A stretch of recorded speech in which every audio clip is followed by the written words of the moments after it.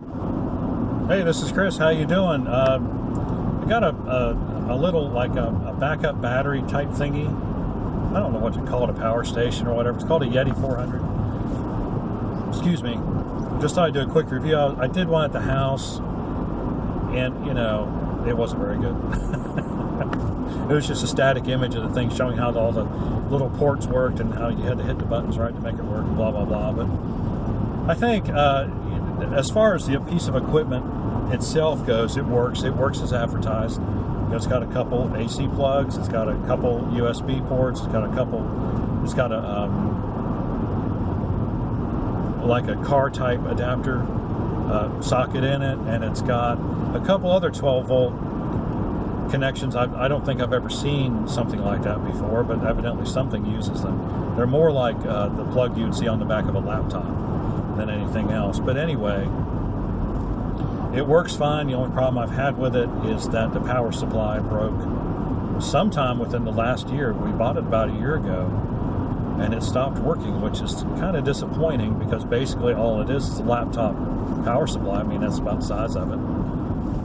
Fortunately, one of my Lenovo laptop power supplies works just fine. It's a little bit more voltage, but it works well, and it's charging.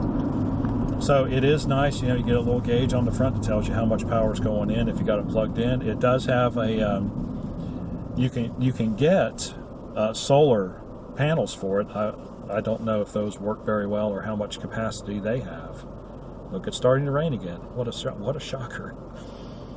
But the main thing I want to talk about was its capacity, and that's where its real shortcoming is. I mean, it's about the size of a small car battery, and it weighs about the same.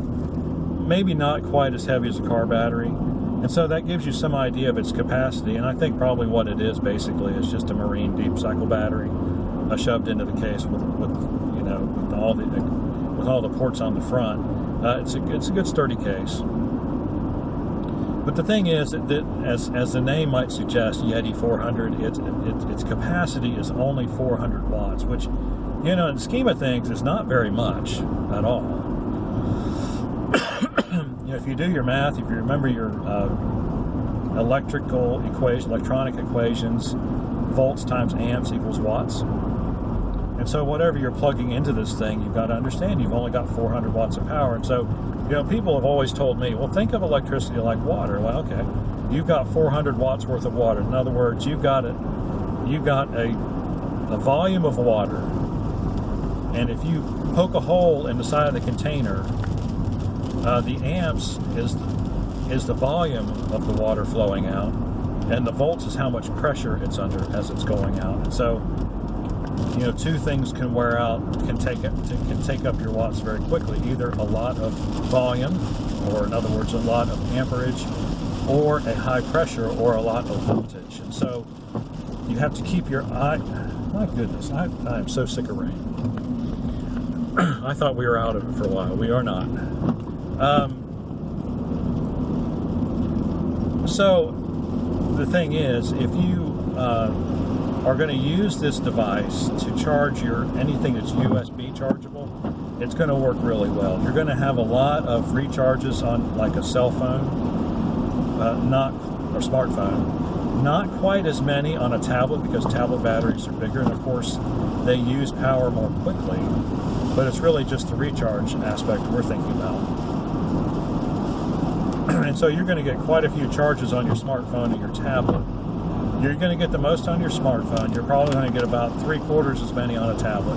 And then when you start talking about, though, hooking up your laptop power supply that plugs into like an AC adapter, then you're not going to get very many because, for example, the battery on my laptop is a 40 watt battery. And so if I've got a 40 watt battery and I've got a 400 watt power supply with that fixed supply, then I'll be able to theoretically recharge it 10 times. Except I won't be able to recharge it 10 times because once a battery gets about half empty, it won't deliver the kind of current or the kind of voltage or either that it can when it's full. And so generally speaking, what you do is you cut the rating in half, and that way you make sure you don't get into any under voltage or under amperage situations, because then it's just not charging properly. It won't charge your device right. So that's kind of the way that works. So that's the one thing people don't understand about these power supplies, is that they really have about half the rated power that they say or half the rated storage that they say they have. Well, power, storage, same thing. Going back to the water analogy. So I hate rain. I really, really do. And so if there's a shortcoming, it's that. It's just not big enough. But I understand you have to make a trade-off somewhere. So if you're going to use this thing, it's really only good for charging your mobile devices. And, of course, running a light or two if you are using LED bulbs. Because if you've got a 6-watt, let's just say you're in your living room, the power's off, and you want to hook up a couple lamps just to get some light to read by. If you've got your LED lights hooked up into your lamps, well, that's only 6 watts. So even if you're using 2, that's 12 watts, right? And so that's 16, how many hours is that?